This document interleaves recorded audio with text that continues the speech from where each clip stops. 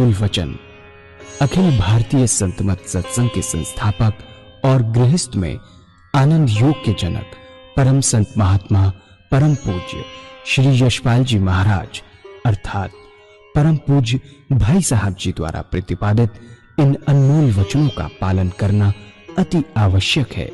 ये वचन हमारी गृहस्थ आध्यात्मिक साधना के लिए मूलभूत सिद्धांत हैं, जो इस प्रकार हैं। हम दुनिया की हर चीज की कीमत आंकते हैं, अपने मानव जीवन की कीमत भी जाने व परमात्मा की प्राप्ति हेतु साधना करें। मनुष्य योनि एक उपहार है, इसीलिए परमात्मा को धन्यवाद देते हुए आधा घंटा प्रातःकाल, आधा घंटा सायंकाल पूजा अवश्य करें। सत्संग, सतनाम व सद्गुरु को प्राथमिकता देते हुए इसी के आधार पर ध्यान योगाभ्यास अवश्य करें व गृहस्थ के कार्यों को परमात्मा का कार्य समझकर उसी की याद में संपन्न करें। हर समय यह ध्यान रहे कि गुरु कृपा द्वारा परमात्मा की पवित्र सत्ता का हमारी आत्मा में वास है, अतः मन में निरंतर अपने इष्ट देव का जाप करें। मान सम्मान की इच्छा ना करें व अपमान से दुखी ना हो। परमात्मा के अतिरिक्त किसी और का भय ना करें। दूसरों की बुराई न करें, न सुने, सत्य व मधुर बोलें, अश्लील शब्द मुंह से ना निकालें, सभी से नम्रतापूर्ण व सुंदर व्यवहार करें। धर्म पत्नी के अतिरिक्त अपने से बड़ी से माता जैसा, बराबर की से बहन जैसा व छोटी से पुत्री जैसा व्यवहार करें।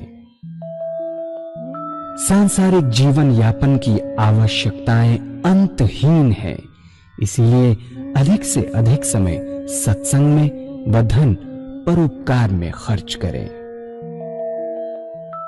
याद रखें, न स्त्री माया है, न धन दौलत, न ही परिवार। माया वह है जो हृदय को परमात्मा से दूर हटा दे। अतः निरंतर सत्संग और सद्गुरु की शरण में रहने का प्रयास करें।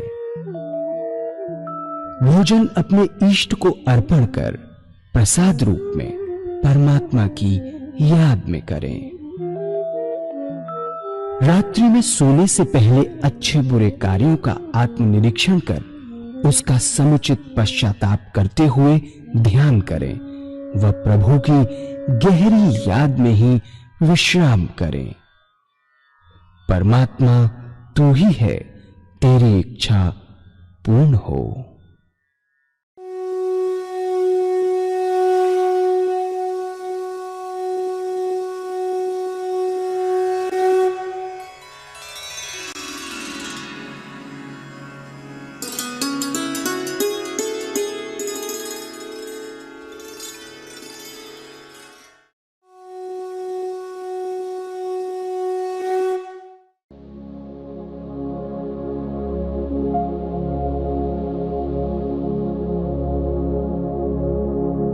जय सद्गुरुदेव जय पद शरणम श्रेयस्वरूप चरणों शरण। जब पूर्ण टपकती है अमृत रस की तो सारा शरीर प्रकाश से भर जाता है, प्रकाश ही प्रकाश नजर आता है। उन्होंने यही बात कही है, ऐसी बात नहीं कि हमारे हिंदू संतों ने ये अनुभव किए हों, मुसलमान संतों ने भी इस बात का अनुभव किया। और उसके बाद देखा कि जब दिल को नींद आ जाती है और रूह भी गाफिल होती है, तब मैं अकेला होता हूं और यार की महफिल होती है। दिल सो गया, लीन हो गया परमात्मा में, रूह भी लय हो गई, तब मैं अकेला होता हूं और मेरा प्रिय हमारे साथ होता है, परमात्मा होता है। बीच में ना कोई दूसरा विचार होता है, ना कोई दूसरा ख्याल। ऐसे अनुभव एक और सूफी ने बयान किया है कि कल साहिल वालों से रो रो, ये डूबने वाले कहते थे ये साहिल वालों से रो, ये डूबने वाले कहते थे जो मौज डुबा दे तूफान को वह मौज ही हासिल होती है। जो इस आनंद सागर में डूब गया, सबसे बड़ा किनारा है परमात्मा की प्राप्ति का। परमात्मा की प्राप्ति का इससे बड़ा और क्या होगा। ये अवस्था प्राप्त होती है जब कीलक मंत्र सिद्ध हो जाता है। कीलक मंत्र के माने कील देना। ऐसा अनुभव होता है कि परमात्मा की याद बढ़ती जाती है और एक दिन ऐसा मालूम होता है कि मस्तिष्क में कोई बर्मे से छेद कर रहा है। साधक घबरा जाता है कि अरे क्या हुआ। अगर सदगुरु का सहारा लिए है तो अभ्यास करता रहता, नहीं छोड़ता। अक्सर ऐसा होता है। तो क्या हुआ, बहुत सुंदर, धीरे धीरे पूरी कोशिश करके हमें इस मंत्र को सिद्ध करना चाहिए। इसके सिद्ध होने की पहचान यही कि रह रहकर परमात्मा की याद आएगी। नहाते धोते, खाते पीते, सोते जागते, संसार के हर कार्य करते प्रभु की याद बनी रहेगी। इसकी परीक्षा है कि यह सिद्ध हो गया। कीलक में सिद्ध हो जाने पर हमारे बुजुर्गों ने लिखा है कि it is a gate of saints. जिन्हें ऐसा अनुभव हो गया, संत कह सकते हैं, क्योंकि उसके दिमाग पर प्रभु की याद सदा के लिए अंकित हो गई, छूटेगी नहीं, इसलिए उनको संत कह सकते हैं। लेकिन हमारा अंत नहीं है, ये तो हमारी शुरुआत हुई। मौलाना फजल अहमद खान साहब ने इस बारे में कहा है, अव्वले माँ आखिरे हनमुस्त, आखिरे माँ जेवे तमन्ना तहिस्त। जहां सारे योगी अपना अंत मान लेते हैं, वहां से हमारी तो शुरुआत हुई। सब कुछ प्राप्त हो गया, लेकिन हम लोग तो कहते हैं कि हमारी तो शुरुआत हुई। ये तो संतों का दरवाजा है। हमारा तो असली अभ्यास अब शुरू हुआ। हमारा अंत क्या है, इच्छाओं की समाप्ति। अंत न परमात्मा को पाने की चाह है, न दुनिया की चाह, न स्वर्ग की चाह, न मोक्ष की चाह। चाह का इच्छाओं से बिल्कुल समूह नष्ट हो जाना, इच्छाओं का न रहना या उनका आपके ऊपर असर न होना। उन इच्छाओं का आपके ऊपर, आपके हृदय पे कोई संस्कार न बने। आपके ऊपर असर न होना एक ही बात है, आपके हृदय पे संस्कार न बने, कोई असर न हो। यही हमारा आदर्श है कि प्रभु के चरणों में लग के रह जाए, सिवा उसके कुछ ना रहे। तू रहे और तेरी रजा रहे, तू रहे तेरी रजा रहे, न मैं रहूं न मेरी आरज़ू रहे। तू रहे तेरी रजा रहे, न मैं रहूं न मेरी आरज़ू रहे। तू ही तू रहे, मेरी सारी इच्छाएं तेरे में विलीन हो जाए। जो तू चाहे वही हो, मेरी अर्ज़े तमन्ना भी अजब अर्ज़े तमन्ना है। तुझी से मांगता हूं मैं और तुझी को मांगता हूं मैं। यही मेरी एक इच्छा है, यही मेरी एक इच्छा है कि सिवा तेरे कुछ नहीं चाहिए, सिवा तेरे चरणों को किसी चीज की आवश्यकता नहीं है, ना ही मैं चाहता हूं। लेकिन तेरे चरणों की रज मिलती रहे, वह मुझसे न छिने। ऐसा सच्चे भक्त का अभ्यास, साधन, जो भी कुछ आप कहिए वही होता है। गुरुदेव इस बारे में बड़ी सुंदर बात बताया करते थे कि देखो,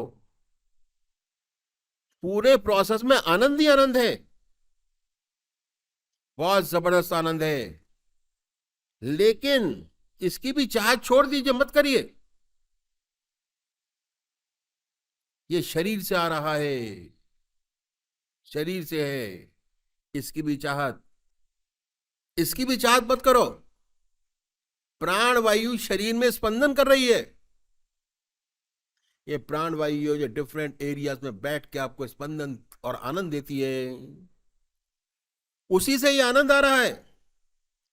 ये तो शरीर हमेशा रहने वाला नहीं। जो सच्चा योगी है ना आनंद चाहता है, ना आनंद से सुखी होता है, ना दुख से दुखी होता है। मुसीबत आती है उससे परेशान नहीं होता, दुखी नहीं होता। आनंद आता है उसमें भी अपने आप को भूल नहीं जाता, वे अपने प्रभु के चरणों को और कस के पकड़ता है, और कस के, और कस के हर हाल में उसको पकड़े रहता है। धीरे धीरे अभ्यास और बढ़ता है तो जितने हमारे स्पिरिचुअल ग्लैंड्स हैं, जिन्हें आध्यात्मिक चक्र कहते हैं, में खुलने शुरू हो जाते हैं। उसके बाद क्रियाशील होने शुरू होते हैं। जब तक साधक यहां तक पहुंचता है, खुल तो गए ही हैं, अब उनमें शुद्धता और शक्ति आती चली जाती है। जितने चक्र खुलते जाते हैं, जितना अभ्यास और बढ़ता है, चक्र और शक्तिशाली बनते चले जाते हैं। इसे हम कहते हैं शक्ति मंत्र सिद्ध करना। अब क्या हुआ, जब शक्ति मंत्र सिद्ध हो गया, ऐसे साधक की ऐसी अवस्था हो जाती है कि उसके चारों तरफ स्पिरिचुअल ऑरा बन जाता है, प्रभु की याद का ऑरा बन जाता है। जो भी उस तेज पुंज में आता है वह खाली नहीं जाता, बगैर असर के जा ही नहीं सकता, कुछ ना कुछ वहां से लेकर जाता है। जितने ऐसे संतों की सोबत की जाए, सानिध्य की जाए, उतना आपको फायदा होता है। यह अभ्यास की सफलता की प्राप्ति का सबसे सरल, सबसे इजीएस्ट वे है कि जो बताया जाए वो किया जाए। बहुत सीधा रास्ता है। अगर आपको कहा जाता है कि सेंटर पर जाकर 2 घंटे आप लगा के आइए, लगाइए, मन लगे ना लगे, अपना रूटीन पूरा कीजिए। बृहस्पतिवार को 1.5 घंटा अगर कहा है जाने के लिए तो जाइए। एक और बात कहा करते कि ये तन विष की बेल रे, गुरु अमृत की खान, शीश दिए जो गुरु मिले तो भी सस्ता जान।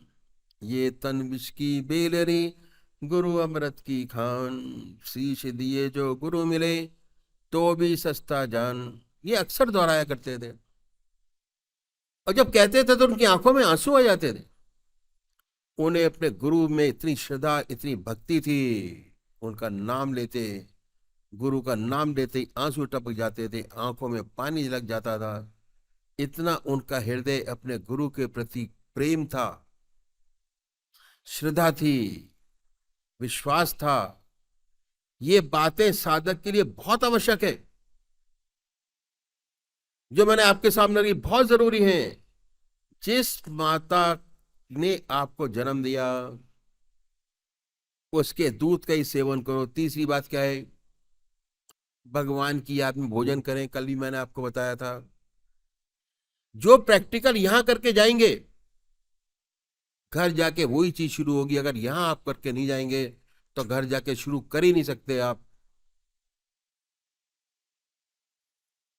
भगवान की याद में भोजन करिए, परमात्मा की याद में खाएं।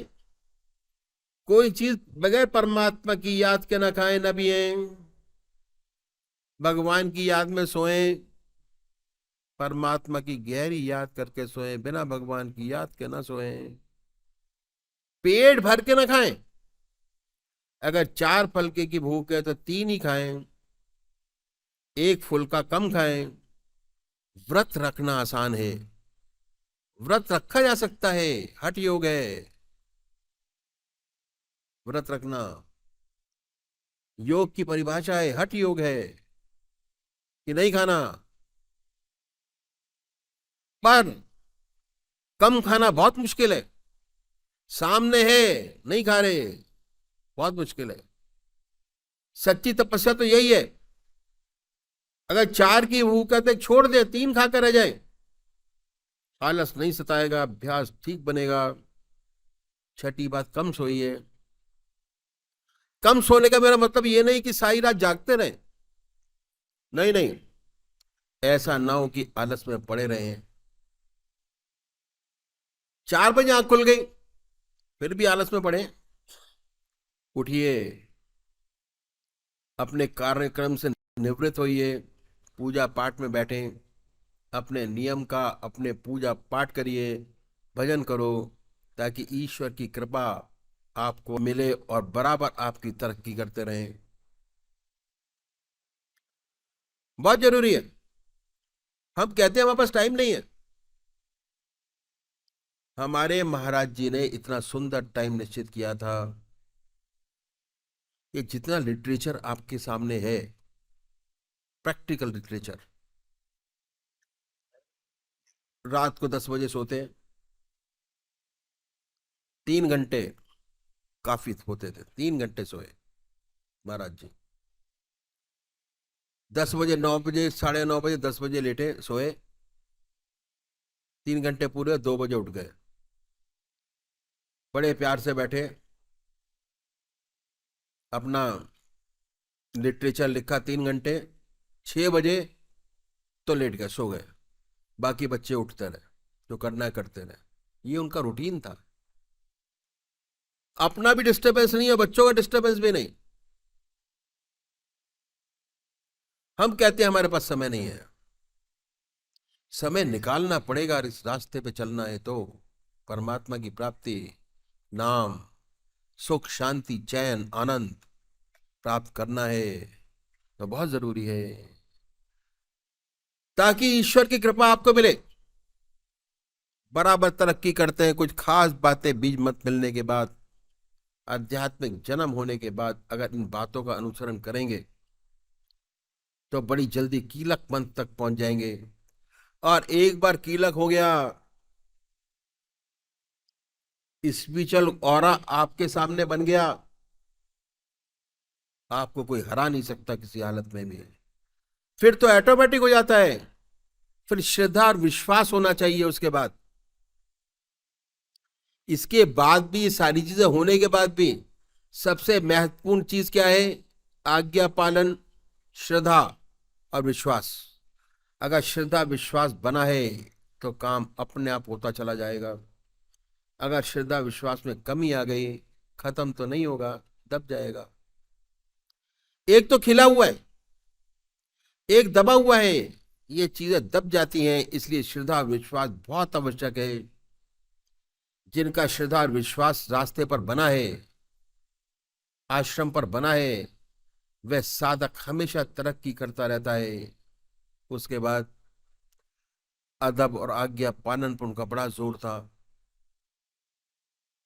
अदब, आज्ञा पालन, पूछे नहीं, कहा जाए उसको करे।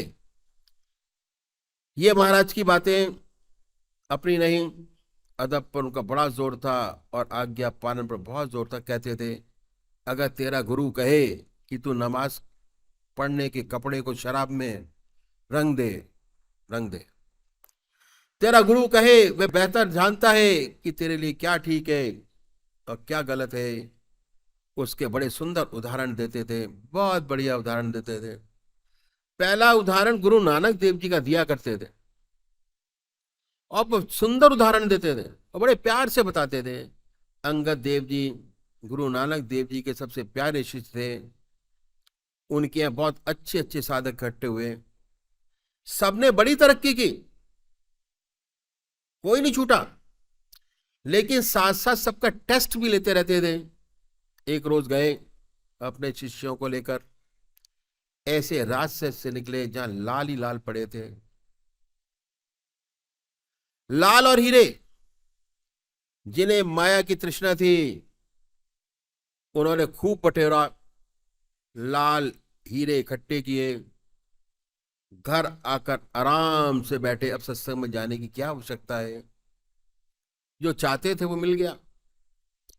सत्संग की छुट्टी कर दी। उसके बाद महाराज जी फिर घूमने गए, अपने अन्य शिष्यों के साथ ऐसी जगह पहुंचे जहां बहुत सुंदर सुंदर युवतियां थी, सब शादी करने के लिए तैयार थी। बोले किस किस को शादी करनी है, बहुत से तैयार हो गए, उनकी वहां पर छुट्टी हो गई। कामनी कांचन वाले तो खत्म हो गए, 2 स्टेप किए, कामनी कांचन खत्म। और जिनको पैसे की आवश्यकता थी, खूब लूटा, खत्म। अब बढ़िया लोग रह गए जिन्हें परमात्मा से बहुत मोहब्बत थी, किसी दूसरी चीज से लगा भी नहीं था, ऐसे प्यारे प्यारे लोग रहे। अब उनकी छटनी कैसे हो? छटनी तो करनी है। क्या हुआ? व्यास नदी के किनारे बैठे थे महाराज। उनके 10-12 बढ़िया शिष्य जो रह गए थे, उनके चारों तरफ बैठे थे बहुत सुंदर लोग। उनमें से छटनी कैसे हो महाराज ने देखा। वहां नदी के ऊपर एक लाश बहती हुई नजर आ रही, तो महाराज जी ने कहा कि भाई देखो, मेरा सबसे प्यारा शिष्य वो होगा जो व्यास नदी में कूदे, मुंह से पकड़कर उस लाश को खींच कर लाए, दांतों से उसके कपड़े फाड़े, उस मर्दे का मांस अपने मुंह से निकाल कर मुझे खिलाए। अब तो लोगों की हालत खराब हो गई सुन के। सब चौंक गए। क्या महाराज सठिया गए? महाराज का दिमाग खराब हो गया, उल्टी बातें करने लगे, ऐसे विचार उनमें आने लगे। महाराज ने एक एक करके इशारा किया, फलाने गर्दन नीची, फलाने गर्दन नीची, इशारा किया गर्दन नीची, और अंगदेव की तरह इशारा किया तो तपाक से उन्होंने क्या किया?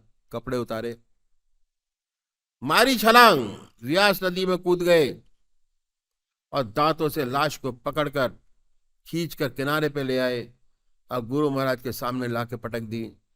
दांतों से कपड़ा हटाया, दांत मारा मांस काटने के लिए। मांस तो था नहीं, हलवा था। मुंह में हलवा आ गया, बड़ा ही स्वादिष्ट हलवा। पंजाब में ये होता है कि जिनके बच्चे नहीं होते वे लाश की तरह हलवा बनाकर नदी में बहा देते हैं। वह हलवा आ रहा था, बना हुआ था।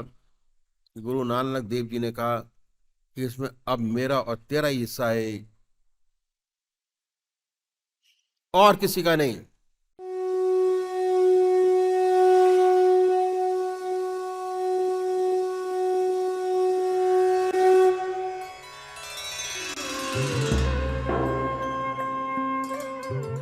ध्यान योग के कार्यक्रम आनंद योग से निशुल्क जुड़ने के लिए संपर्क करें 9810239677।